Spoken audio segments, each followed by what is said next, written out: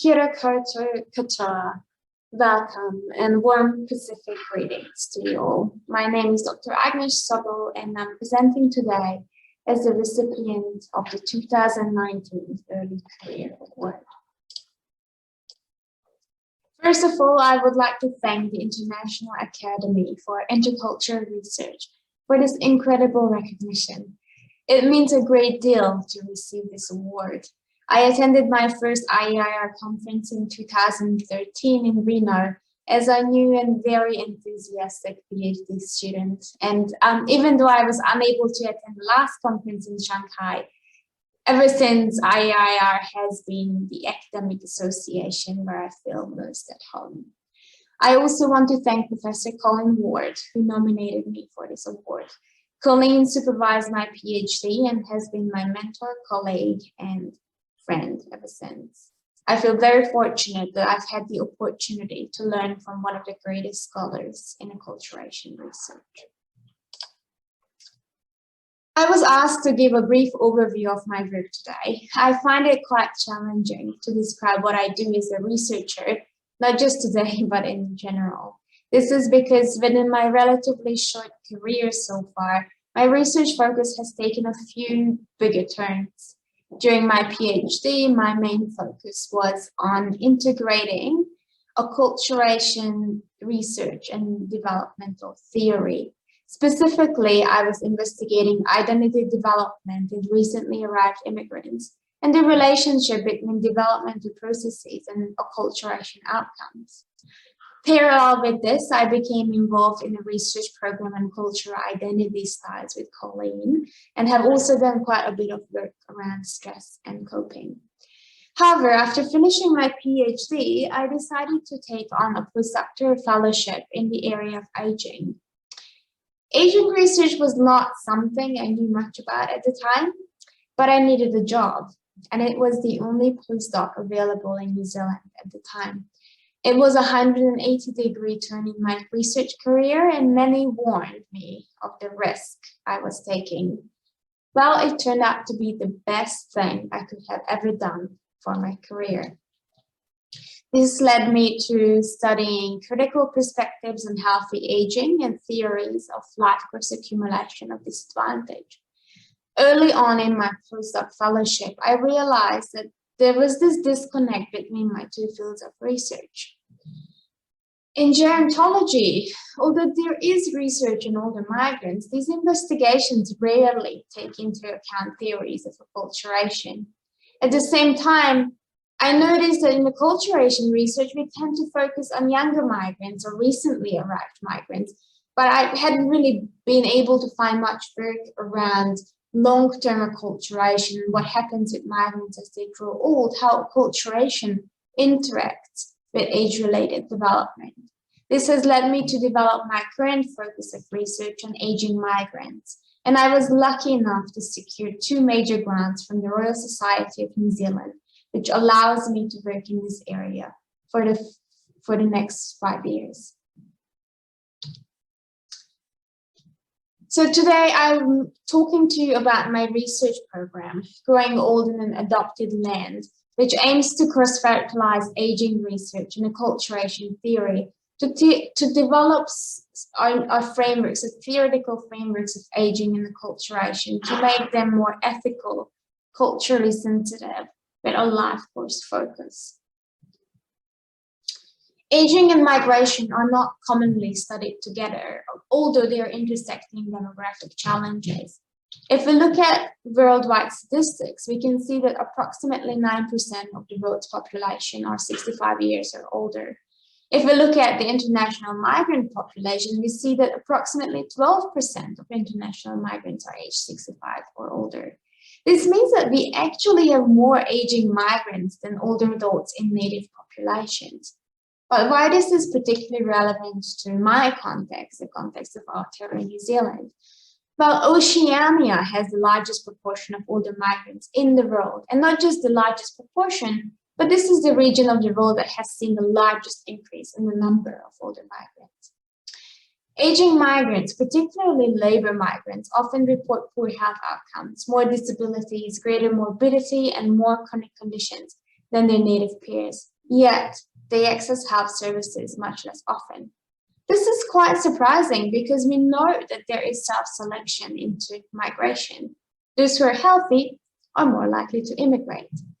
And despite their lower socioeconomic status, young adult migrants often have better health and well-being outcomes than their age-related native peers. In acculturation and migration research, we refer to this as the immigrant paradox. However, this health and well-being advantage seems to diminish as people age. So what does that mean? It means that there are some critical life experiences that put some migrants on more negative trajectories. It means that something is going wrong. We have people who start out really well with good health and well-being, but arrive at old age with significant disadvantage.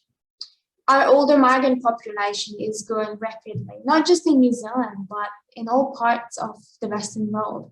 And we need to understand how to promote positive outcomes for them, as we are currently failing to meet the needs of a huge section of our older population. So at the core of my research program is a prospective cohort study that includes both prospective and retrospective data collection and the combination of quantitative and qualitative methods.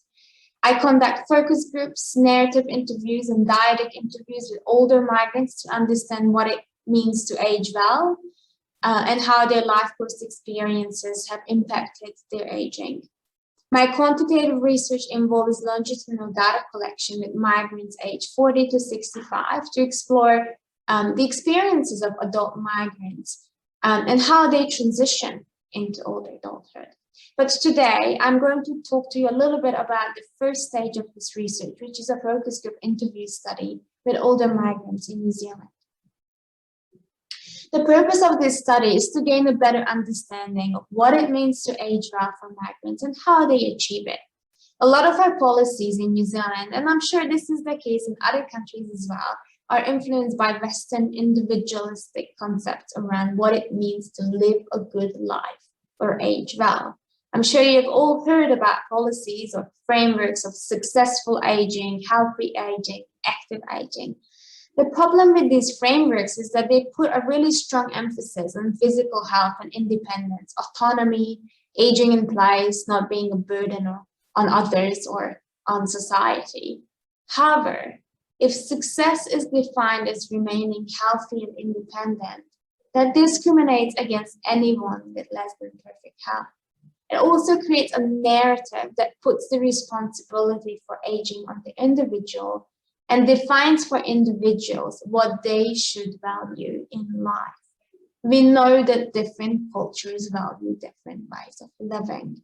Being healthy and independent may be a yardstick for success in Western societies, but it is not necessarily the case for migrant communities. As part of this project, I'm running focus group interviews with older adults from 6 communities in New Zealand: Chinese, Indian, Sri Lankan, Samoan, South African, and British. I work with people who immigrated to New Zealand as young adults or maybe in middle age, and they grew old in New Zealand as migrants. There were a couple of considerations behind choosing these particular groups. One is that they are the largest communities in New Zealand, particularly in the older age group. Secondly, they vary in terms of culture, distance, migration experiences, and history as well. Well, I guess by the time this video is played, data collection will have been completed, but currently we just have a few more groups to run. We have done more than 15 groups so far, and more than 70 participants have contributed from these communities. We were aiming for 3 focus group discussions from each community and made sure that we sampled groups from different regions.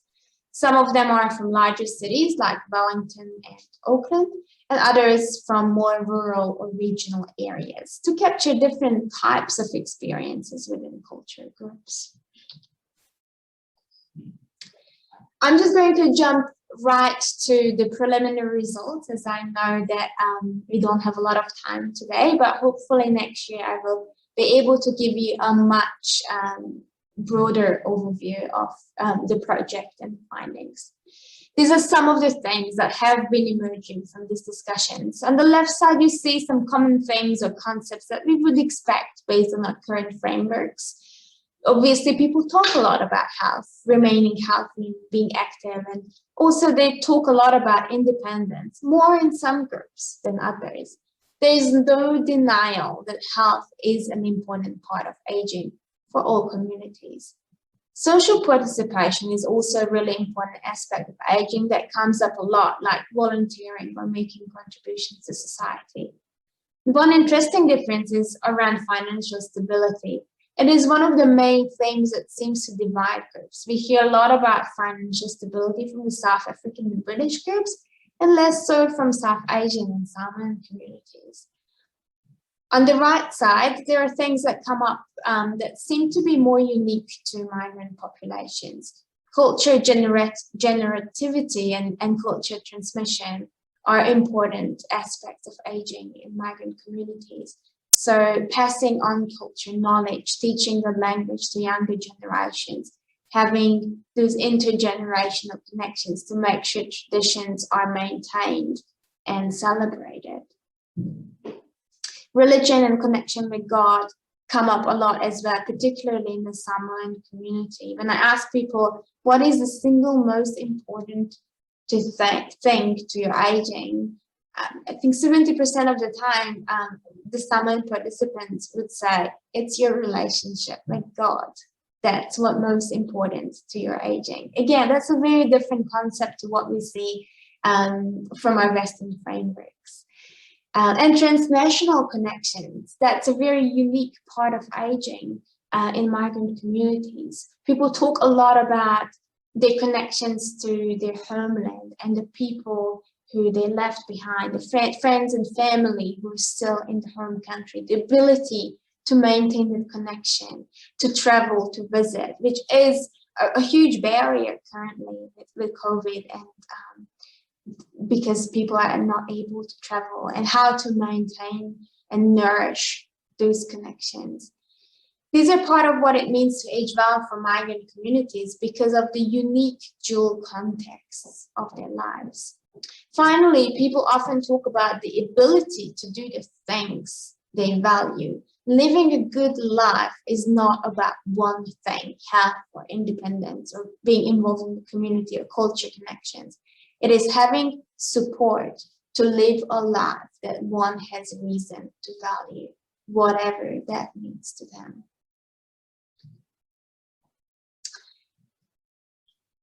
A really important finding from this research, and again, these are only preliminary results so far, is that what aging well means and how it is achieved is patterned by ethnicity and culture.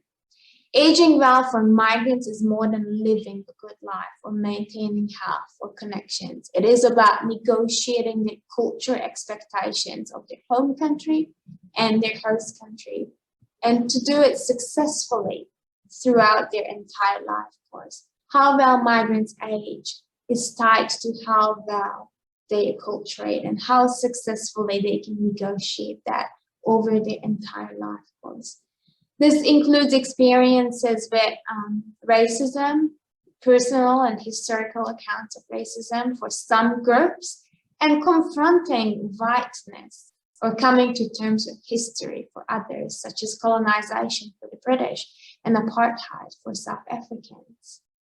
There are also really strong narratives in this data around gratefulness, being grateful to be in this country, gratefulness to New Zealand, the people in New Zealand, that the country that looks after migrant communities. Interestingly, we see this narrative of gratefulness from all of the groups except the British, who see New Zealand as their own country. When I ask them, do you see yourself as immigrants? They say, no, we are just New Zealanders.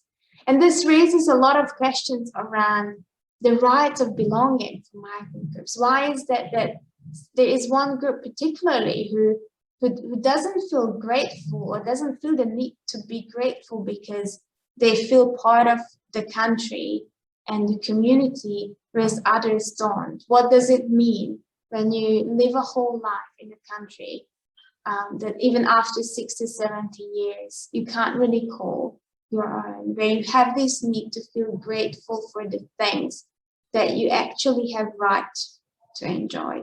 So I'm going to finish here. Thank you so much for your attention, and I really look forward to our discussion.